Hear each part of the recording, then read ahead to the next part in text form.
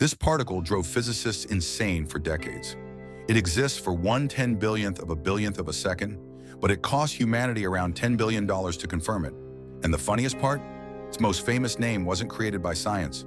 It was created by censorship.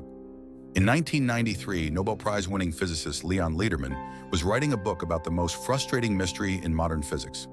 A particle scientist had been hunting for nearly 30 years. He wanted to call it the goddamn particle. The damn particle. The cursed one. Because it was invisible. Almost impossible to catch. And it was driving the smartest people on Earth to the edge of madness.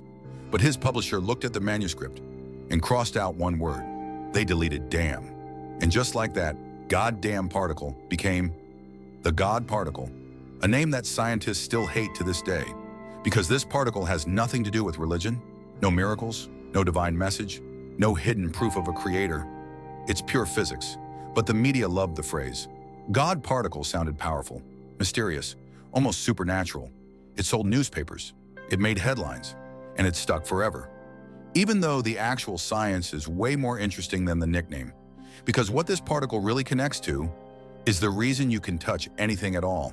The reason matter has weight, the reason atoms hold together, the reason the universe didn't stay as a meaningless cloud of energy. To understand why this discovery mattered so much, you need to understand the problem physicists were facing. In simple terms, where does mass come from? We all grow up assuming mass is just built in. A rock has mass, a chair has mass, your body has mass. But when physicists started building the standard model on the best theory we have for how particles behave, they hit a wall. Because the math said that many fundamental particles should be massless, and yet reality said otherwise. Some particles, like the W and Z bosons, the ones responsible for the weak nuclear force, are extremely heavy.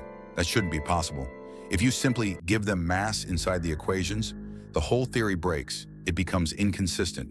It stops making predictions, and physics loses its grip on reality. So scientists needed a solution that was almost impossible. They needed a way for particles to gain mass without ruining the laws of the universe. That's where the idea of the Higgs field comes in. Imagine the universe is filled with something you can't see. Not air, not gas, a field, everywhere. A constant presence across all space. And as particles move through that field, some of them interact with it strongly. They stick to it, like running through deep snow. That interaction makes them harder to accelerate. And to us, that resistance shows up as mass. Not because the particle is made of mass, but because the universe itself is slowing it down. That's the Higgs mechanism. And if that mechanism is real, then the Higgs field must have a quantum signature, a ripple, a particle that proves the field exists. That particle is the Higgs boson, and finding it became one of the most important scientific hunts in human history. But the crazy part is, the person who predicted it didn't even know if he'd live long enough to see it confirmed. In 1964, a young physicist from Edinburgh named Peter Higgs wrote a short paper. 2 pages. That's it. He described the mechanism that could explain how particles gain mass. He sent it to a physics journal, and it got rejected.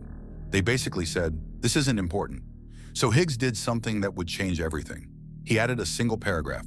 One paragraph that turned the idea into a testable prediction. He wrote that if this mechanism is real, then there should be a new particle. A heavy one. A measurable one. That paragraph saved the paper. It got published.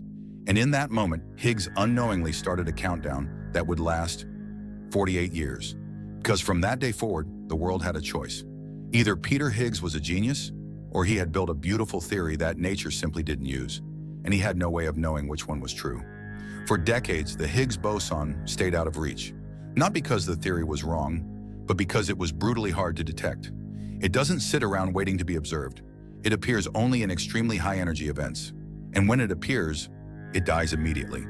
We're talking about a lifetime of roughly 10 to the minus 22 seconds. That's less than a trillionth of a second. A moment so small your brain can't even imagine it. The Higgs boson is gone before you could blink, before you could think, before you could even realize it existed. So scientists couldn't just see it. They had to create it over and over, and then search through the wreckage like forensic investigators. That meant building a machine powerful enough to recreate the energy of the early universe. And humanity actually did it. Under Switzerland and France, engineers built a 27-kilometer circular tunnel, a ring so large it could wrap around an entire city. Inside it, magnets guide beams of protons at insane speeds. 99.9999991% the speed of light. Then they smash those protons together, not once, not 100 times, billions of times. And in the debris, they look for patterns, tiny statistical bumps that whisper, something new was here. That project became the Large Hadron Collider. And it wasn't a small experiment. It involved over 10,000 scientists from around 100 countries. It cost billions. It took years, all for a single goal: find proof that the Higgs field is real. Because if the Higgs field wasn't real, then the standard model was missing something massive. And if the standard model was missing something, then our understanding of reality was incomplete. Then came the day the world changed. July 4th, 2012. CERN called a press conference. 2 independent experiments, ATLAS and CMS, presented results.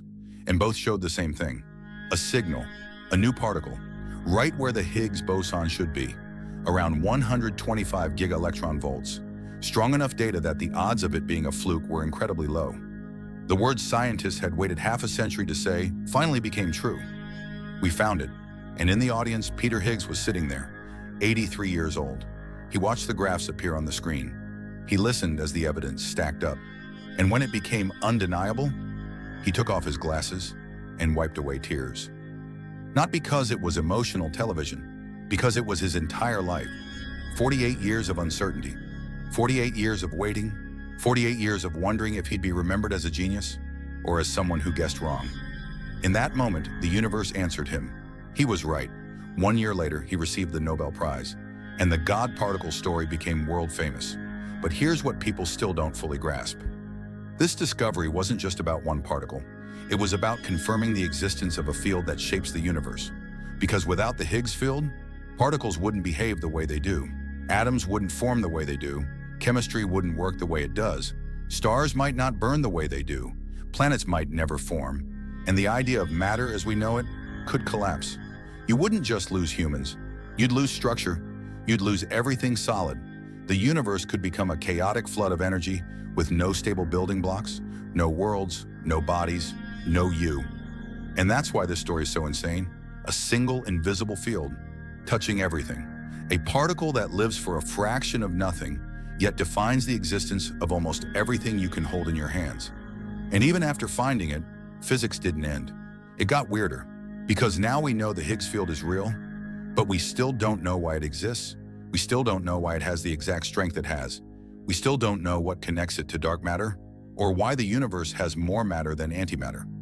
In other words, the Higgs boson wasn't the final answer. It was proof that we were asking the right questions.